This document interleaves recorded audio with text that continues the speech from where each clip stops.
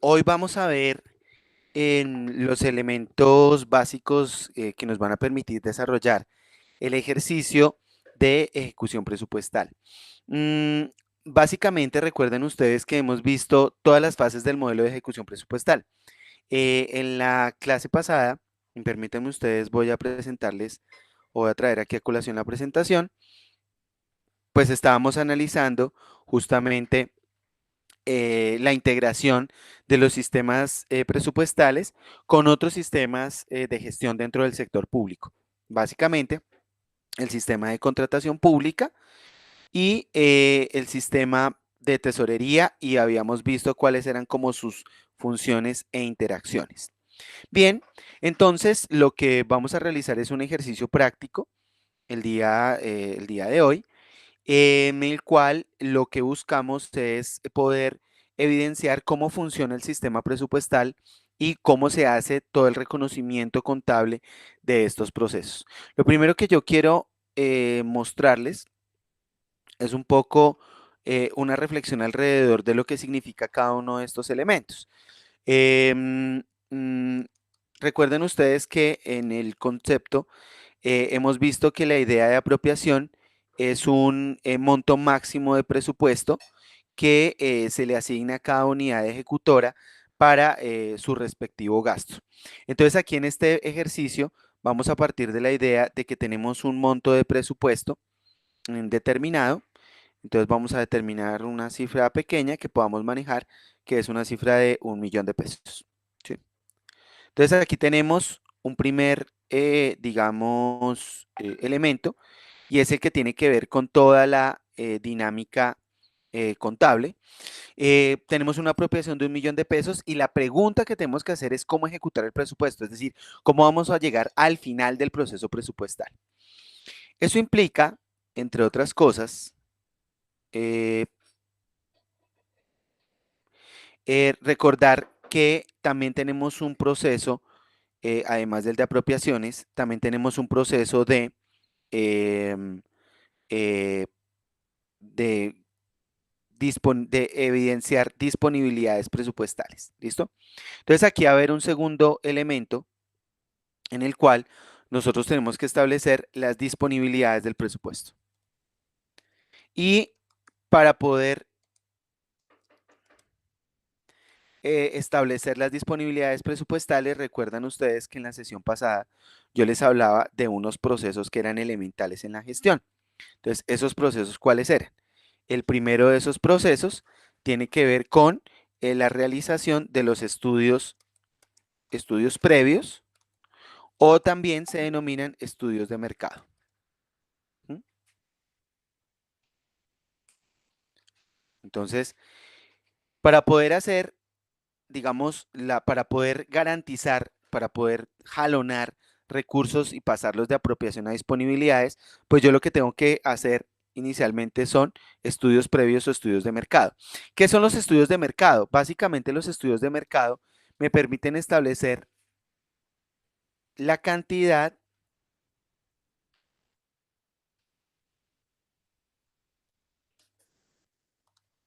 la calidad, el precio o costo final, como lo quieran entender así, será precio para el vendedor, costo para quien lo adquiere, ¿sí? De los bienes y servicios que requiere la administración pública. Y en este caso particular, la unidad ejecutora del presupuesto. ¿Mm? De eso se trata cuando hablamos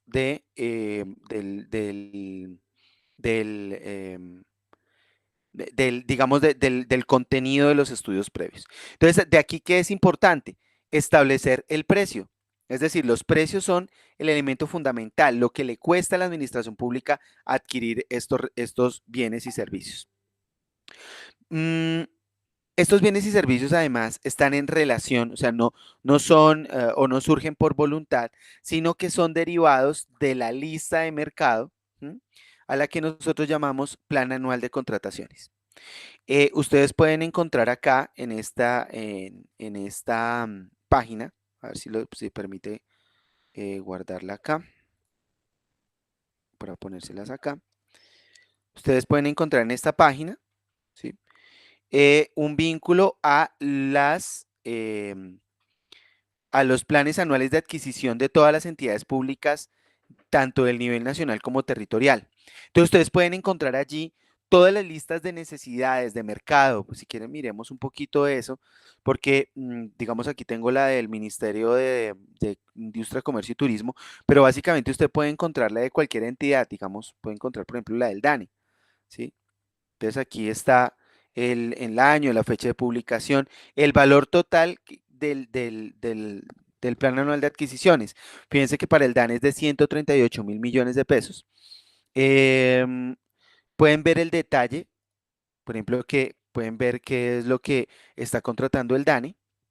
Y fíjense ustedes que acá las adquisiciones planificadas tienen un código universal de Naciones Unidas, la descripción, por ejemplo, arrendamiento de bienes inmuebles para adelantar encuestas, la fecha estimada de inicio del proceso, la fecha de estimación de presentación de ofertas, es decir, cuando se estima que los oferentes pueden presentar ofertas a la administración del DANE, una duración de 300 días del contrato, la modalidad de contratación, que es alguna de las definidas por la Ley 80 de 1993, y la fuente de los recursos. ¿Sí? También debería aparecer acá, no sé por qué no aparece. Ah, ya, aquí está. El valor total estimado de la contratación, el valor estimado en la vigencia actual, es decir, no tiene vigencias futuras. Vigencias futuras es un término que ya explicaré más adelante, pero estos son los valores estimados que surgen inicialmente de los procesos de estudios previos o estudios de mercado. ¿Mm? Pues aquí está, digamos, el link. Una vez que yo determino, por ejemplo, el valor de los estudios previos, y suponiendo que en este ejercicio vamos a asumir un valor de 300.000.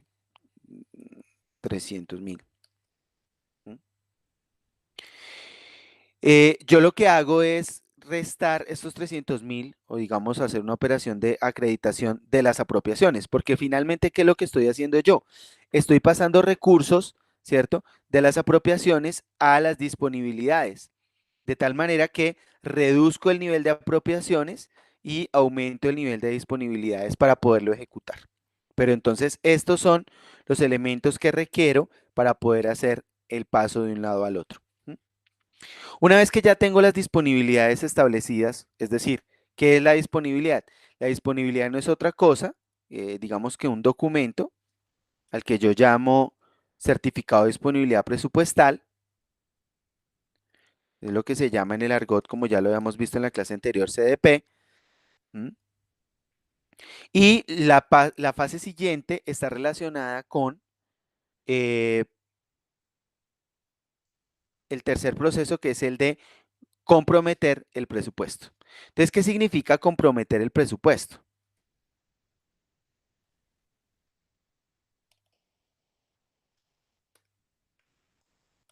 Entonces, comprometer el presupuesto implica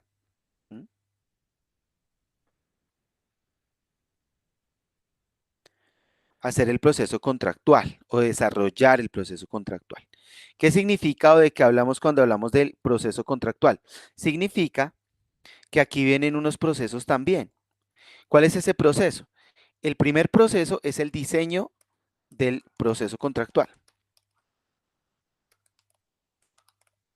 que implica la determinación del tipo de contratación, ¿sí? Entre otros factores. Seleccionar el tipo de contratación, el monto, los tiempos, es decir, el cronograma. ¿Mm? Y una vez que yo tengo eso, entonces viene el proceso de realizar, digamos, realizar la contratación. La contratación en la administración pública parte de la disponibilidad que usted generó. Entonces, el valor máximo de la contratación para este tipo para este proceso en particular que estamos ficcionando acá es de 300.000 pesos. ¿Mm? Pero uno de los elementos fundamentales del proceso contractual en el sector público es garantizar que los procesos de contratación, es decir, que la forma en que se diseña el proceso contractual permita reducir o por lo menos mantener el valor de esta disponibilidad. ¿Mm? O sea que cuando yo hago el proceso contractual, yo puedo hacer que el contrato sea mucho más barato que la disponibilidad inicial que yo estimé o calculé. Y por ello, entonces uno puede hacer en la práctica, uno puede encontrar en la práctica que los procesos contractuales em, em, sean mucho más económicos. Por ejemplo, en este caso vamos a suponer que la contratación al final no fue por los 300.000 del CDP, sino por 250.000. ¿Mm? Sí.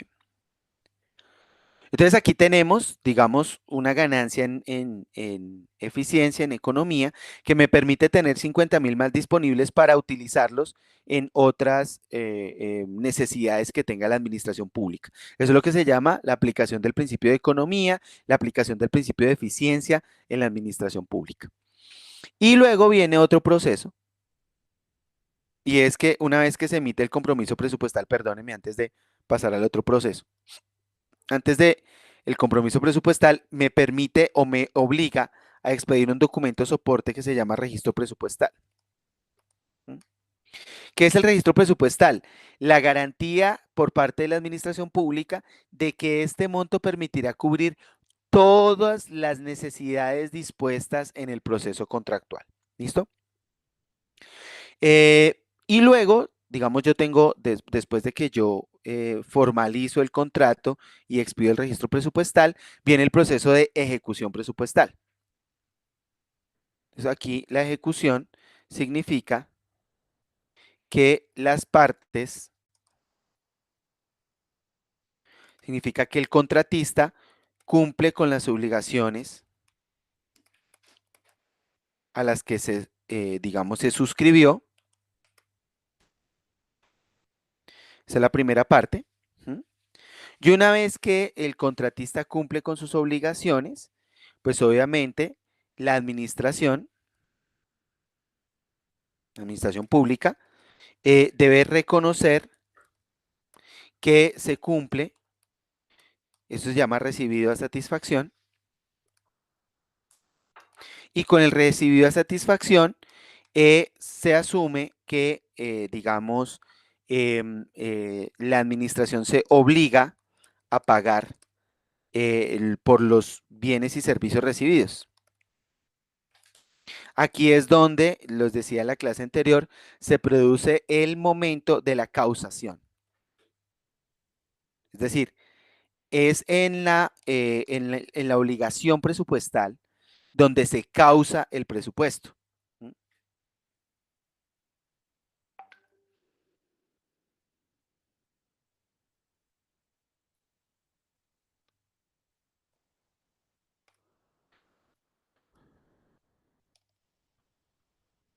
Entonces, esa causación, esa obligación, ¿sí?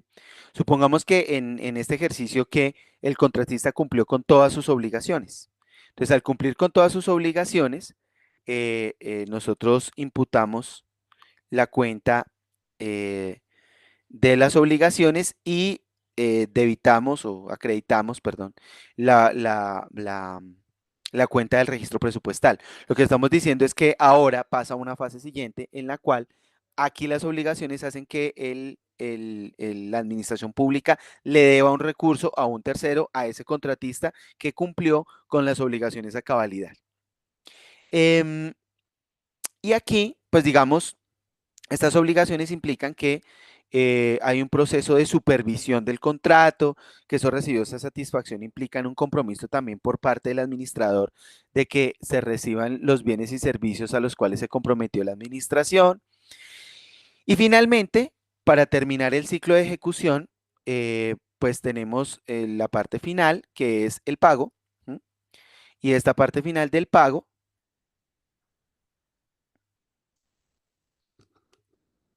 es donde finalmente se finiquita la obligación contractual, se cancelan los recursos a los que se obliga la administración hacia el contratista. ¿Mm? Digamos que para el pago debe mediar por lo menos una cuenta por pagar por o una cuenta de cobro.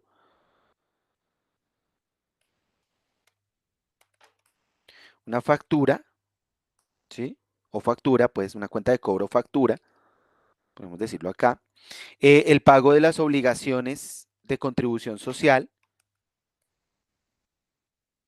contribuciones a la seguridad social u otro tipo de impuestos que permiten que finalmente se formalice la cuenta de cobro y se proceda al pago.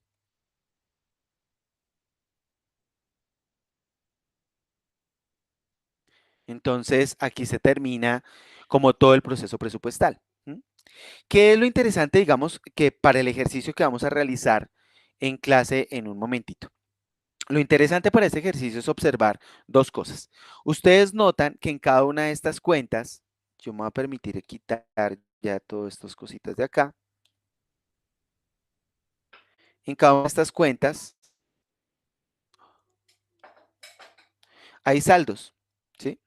La idea, obviamente, en un proceso presupuestal dentro del principio de anualidad es que todas las apropiaciones al 31 de diciembre estén pagadas. Es decir, que haya, digamos, que cuando usted cruce los saldos, pues digamos todo esto quede en ceros, ¿sí?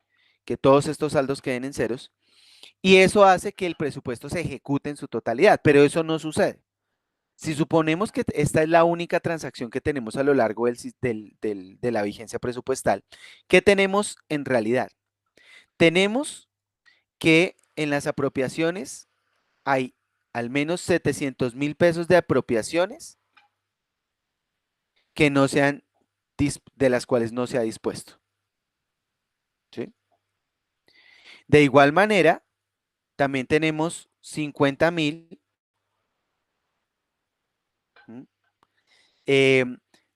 CDPs expedidos, ¿cierto? Que no se han comprometido. Perdón, 50.000 que no se han comprometido. Aquí este saldo sí lo tenemos en ceros, porque todo lo comprometido lo obligué. Entonces aquí esta cuenta está en ceros. Todo lo obligado lo pagué. Y digamos que aquí, pues digamos, tengo el reconocimiento final del pago, que aquí es donde debo acumular. Y al final del periodo, lo que yo supongo es que si hice un adecuado manejo y muy eficiente del proceso presupuestal, pues aquí debo tener al final del periodo 1.000.000 de pesos. ¿Sí? Debo haber podido pasar estas apropiaciones y convertirlas en pago a través de todo el proceso presupuestal. Pero eso no sucede en la realidad. Y no sucede en la realidad por muchas razones. Primero, porque a veces los procesos de planeación en el sector público no suelen ser tan eficientes. Entonces hay apropiaciones de las cuales no se dispone, ¿ya? No es mucho, no es usual verlo, pero cuando se presenta ese fenómeno de apropiaciones sin presupuesto, hay que tener mucho cuidado porque eso implica que hay una pérdida de recursos para la entidad a partir de la siguiente vigencia. En este ejercicio que tenemos acá, si hoy fuera 31 de diciembre, esta entidad perdería de apropiaciones 700.000 pesos que en la próxima, digamos en la próxima vigencia, no se le entregaría el millón que le entregamos a esta, sino 300.000 que son los que realmente tiene capacidad de ejecutar. Entonces, esto significa un nivel de ineficiencia enorme, digamos, para un administrador público. Y eso es lo que se llama apropiaciones sin compromiso. Digamos, esto es lo que se llama apropiaciones sin compromiso. Ese es un primer indicador. El segundo son las disponibilidades que no tienen registro, de las cuales también tenemos que tener cuidado en la gestión, porque son las disponibilidades sin registro presupuestal, suponen que yo no he hecho el proceso contractual, no lo he podido desarrollar, ¿sí? A estas disponibilidades sin registro presupuestal, yo comienzo a involucrarlas en una dinámica que se conoce como rezago presupuestal. ¿Sí? Bajo ciertas condiciones, yo puedo reservar este dinero para ejecutarlo en la vigencia siguiente, ¿vale? Bajo ciertas circunstancias. No es fácil hacerlo hoy porque tiene que haber una justificación muy clara de por qué usted no pudo realizar, no pudo contratar, porque aquí todo es un problema del proceso contractual, ¿sí? Aquí hay fallas en el proceso contractual, por los cuales usted no pudo, digamos, firmar el registro presupuestal y dejar en firme ese proceso. ¿M? Y luego viene digamos, los compromisos sin obligaciones. En este caso no hay, pero cuando hay compromisos sin obligaciones, aquí ocurre, en los compromisos sin obligaciones, es que aquí hay un problema de gestión del proceso contractual, por el cual el contratista no pudo entregar o no pudo, no quiso, bueno, por la razón que sea, los bienes y servicios a los que se comprometió dentro de la vigencia. Previa justificación de este proceso, también hacen parte del rezago presupuestal. ¿Listo? Es decir, de los recursos del presupuesto de esta vigencia que se pueden ejecutar en la vigencia siguiente. ¿Mm? Y finalmente vienen las obligaciones sin pago, que es lo que conocemos de manera mucho más sencilla como cuentas por pagar.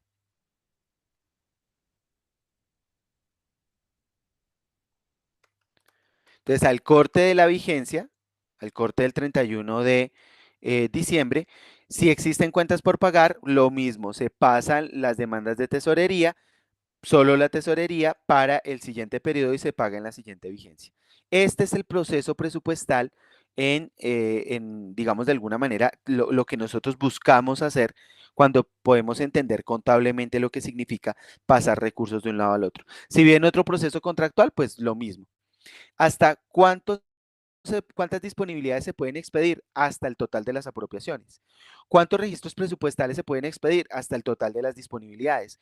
¿Cuántas obligaciones se pueden asumir? Hasta los registros presupuestales establecidos. ¿Y cuánto se puede pagar? Hasta el monto de las obligaciones suscritas. Es decir, siempre va a haber una mirada digamos, de tratar de ver esto como un proceso, como un flujograma. ¿De aquí qué surge, damas y caballeros? De aquí surgen unos indicadores de eficiencia presupuestal, ¿sí? Que me tratan de mostrar, como yo tengo una idea óptima, entonces el óptimo, en realidad, lo óptimo es que, digamos, los pagos sobre las apropiaciones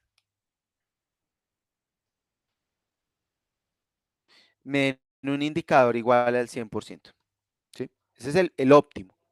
Eso es una idea de optimalidad. ¿Mm? Ahora, ese es un indicador importante, pero el más importante es el indicador de ejecución. ¿Cuál es el indicador de ejecución?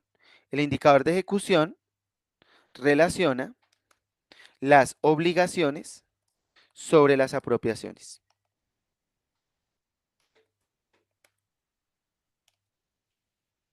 ¿Mm? Y las pongo en porcentaje. Entonces, en este caso, este es el indicador más importante de todos porque me muestra cuál es la velocidad a la cual el presupuesto efectivamente se ha empleado. ¿Mm? Y hay otro indicador importante que es el indicador de compromisos, o perdón, de apropiaciones sin compromiso, que es igual a los compromisos, mm, perdón, a las apropiaciones menos los compromisos sobre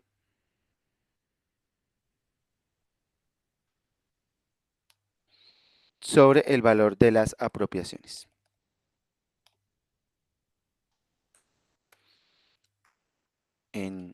Y en términos porcentuales. Ese indicador me dice qué tan rápido he sido para utilizar las apropiaciones que me han, digamos, me han dado, me han permitido, me han permitido ejecutar. El de ejecución me dice cuántos de los bienes y servicios que yo contraté ya están a disposición de la administración. Y el de pagos me dice qué tanto de los procesos contractuales ya fueron finiquitados y ya tienen un pago establecido. ¿Listo? El ejercicio que vamos a hacer en este momento, del cual ustedes me permiten 10, 15 segunditos, ya lo cargo en la plataforma, es un ejercicio que busca que ustedes identifiquen. los distintos sistemas de lecturas presupuestales, analicen los distintos momentos del proceso de ejecución presupuestal y establezcan al final los indicadores de ejecución presupuestal, que los calculen, que los estimen. Bueno, entonces regálme 10 minutitos, ya ajusto unas cosas en la plataforma y ya van a poder ver el ejercicio dispuesto para su ejecución.